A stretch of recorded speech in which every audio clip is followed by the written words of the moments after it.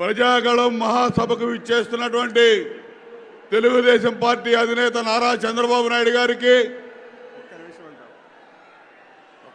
ప్రధాని నరేంద్ర మోడీ గారికి, పవన్ కళ్యాణ్ గారికి విచ్చేసిన ప్రతి ఒక్కరికి హృదయపూర్వక నమస్కారాలు తెలియజేస్తూ 5 సంవత్సరాల నరకం నిన్న ఎన్నికల షెడ్యూల్తో విడుదలైందని చెప్పి రాష్ట్ర ప్రజలందరూ భావిస్తూ ఉన్నారు. ఈ రాష్ట్రంలో కొనసాగుతున్నటువంటి అరాచక పాలనని అంతమొందించాల్సిన బాధ్యత ప్రజలందరూ తీసుకోవాల్సిన అవసరం ఉంది. ఈరోజు తెలుగుదేశం పార్టీ, జనసేన, బీజేపీ ఈ రాష్ట్రాన్ని బాగు చేసుకోవాలని, ఈ రాష్ట్రానికి భవిష్యత్తు కావాలని, యువతకి విద్యార్థులకి భవిష్యత్తు కావాలని ఒక మహత్ సంకల్పంతో ముందుకు పోతా ఉన్నారు. ఆ దిశగా ప్రజలందరూ కూడా ఇవాళ ఎప్పుడెప్పుడు ఎన్నికలను ఎదురు చూస్తా ఉన్నారు.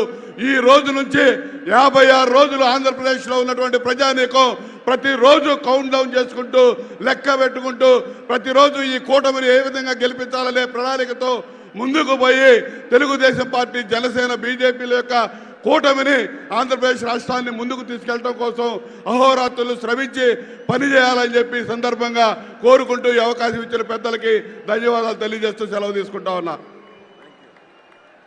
థ్యాంక్ యూ ఆనందబాబు గారికి.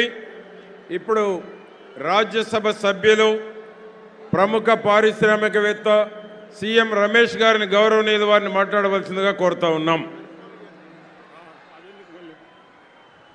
వేదిక పైన ఉన్న పెద్దలకి, ఇక్కడికి విచ్చేసిన భారతీయ జనతా పార్టీ కార్యకర్తలకి, తెలుగుదేశం పార్టీ నాయకులకి, కార్యకర్తలకి, జనసేన సైనికులకి అందరికీ పేరు పేరున నమస్కారాలు.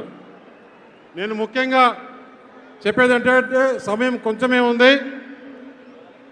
ఈ కూటమి ఏర్పడింది ఈ అవినీతి అక్రమ పాలించే ప్రభుత్వం, జగన్మోహన్ రెడ్డి ప్రభుత్వం అంతమొందించడానికే, ఆంధ్రప్రదేశ్ రాష్ట్ర బాగు కోసమే ఈరోజు భారతీయ జనతా పార్టీ, తెలుగుదేశం, జనసేన కూటమి ఏర్పడింది చెప్పేసి తెలియజేస్తున్నాను. 2014లో అప్పుడు భారతీయ జనతా పార్టీ అధికారంలో లేదు, తెలుగుదేశం పార్టీ అధికారంలో లేదు, జనసేన పార్టీ కూడా పోటీ చేయకుండా మద్దతు ఇవ్వడం జరిగింది.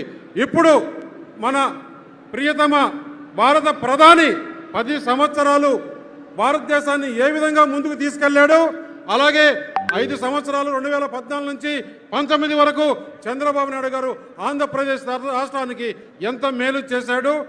ఇప్పుడు ఈ 5 సంవత్సరాల్లో జగన్మోహన్ రెడ్డి అవినీతి, దుర్మార్గ పాలన, కేసులు, ల్యాండు, శాండు, మైనింగు, లిక్కర్తో దోచుకున్నది కాకుండా కార్యకర్తలు, ప్రతి పార్టీ కార్యకర్తలు ఎవరైతే ప్రతిపక్షంలో ఉన్నారో వారందరిపైన కూడా కక్ష కట్టి వారిపైన కేసులు పెట్టాడో, ఎవరైతే ఈ అవినీతికి పాల్పడిన అధికారులు, వారి మంత్రులు, ఎమ్మెల్యేలు, ముఖ్యమంత్రి, వారికి సహకరించిన ప్రతి ఒక్కరిని కూడా ఈ కూటమి వదలదు.